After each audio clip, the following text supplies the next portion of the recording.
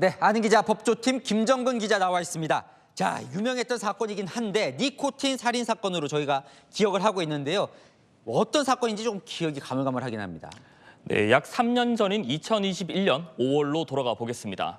48세 남성이 급성 니코틴 중독으로 숨졌는데 평소 전자담배를 피우던 아내 임모 씨가 범인으로 지목됐습니다. 이 사건 당일 행적을 살펴보면요. 남성은 아내 임 씨가 만든 미숫가루와 흰죽을 먹고 고통을 호소하며 응급실로 실려갔습니다. 다행히 남편은 상태가 호전돼 집으로 귀가했는데 집에 도착한 뒤 임 씨가 건넨 찬물을 마시고 얼마 안가 숨집니다. 검찰은 음식에 니코틴 원액을 타서 남편에게 먹인 걸로 보고 아내를 살해 혐의로 기소했습니다.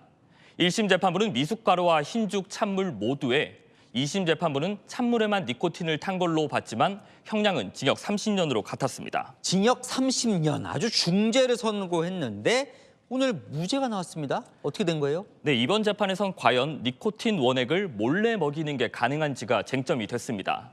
재판 과정에서 여러 전문가가 의견을 냈는데 아무리 음식에 썩는다 해도 고농도 니코틴 원액을 먹으면 혓바닥을 찌르거나 타는 듯한 통증을 느낄 수밖에 없다는 겁니다. 들키지 않고 몰래 먹이기 어렵다는 얘기입니다. 재판부는 오히려 아내의 외도로 정신적 고통을 겪던 남편이 직접 니코틴 원액을 먹었을 가능성을 언급했습니다. 니코틴 농도가 가장 높았을 새벽 2시 40분경 남편은 당시 극심한 고통을 느끼고 있었을 텐데도 119 신고를 하지 않았습니다. 오히려 가상화폐 시세 내역을 태연히 보고 있던 걸로 나타났습니다. 또 2021년 1월부터 남성이 사망한 5월까지 휴대전화 검색 기록에 전자담배나 극단 선택, 상속과 같은 단어가 남아있던 걸 주목한 겁니다. 아내 임 씨가 남성을 살해할 동기도 충분하지 않다고 봤습니다. 남편이 사망한 뒤 경제적 이익을 얻긴 했지만 살인을 감수할 정도의 거액은 아니라고 본 겁니다. 자, 어쨌든 그럼 결과적으로 아내는 억울한 옥살이를 했던 거 아닙니까? 네, 임 씨는 오늘 무죄 선고와 함께 일단 구치소에서 풀려났습니다. 중간에 보석으로 잠깐 풀려나긴 했지만 약 2년간 구치소 생활을 했던 건데요.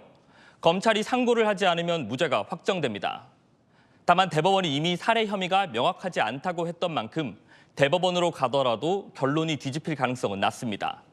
무죄가 확정되면 임 씨는 형사보상금을 신청할 걸로 보입니다. 형사보상금은 억울하게 옥살이를 한 사람에게 손해를 배상하는 제도입니다. 보통 최저임금을 기준으로 금액이 정해지는데 임 씨의 경우 최소 5,600만 원에서 최대 2억 8천만 원 가량을 받게 될 걸로 보입니다. 네, 잘 들었습니다. 아는 기자 김정근 기자였습니다.